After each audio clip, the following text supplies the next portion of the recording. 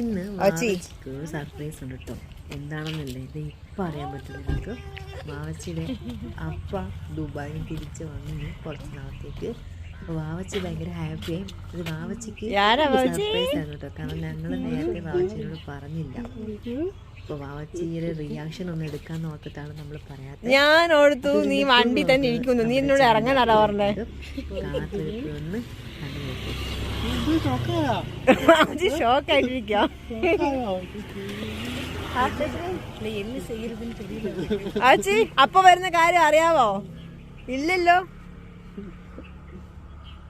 വാച്ചിക്ക് പെട്ടെന്ന് ഇതാണ് വാച്ചിയുടെ ഫ്രണ്ട് ഹർഷ ശ്രീബാട. ഇതാണ് ഹർഷ ശ്രീ വാച്ചിയുടെ ഫ്രണ്ട്. ഞാൻ പതുക്കെ വണ്ടിന്റെ ഉള്ളിൽ കേറ്റിട്ട് കാണിക്കാൻ നോർത്തു. നീ ഇറങ്ങി ഞാൻ ഓർത്തില്ല.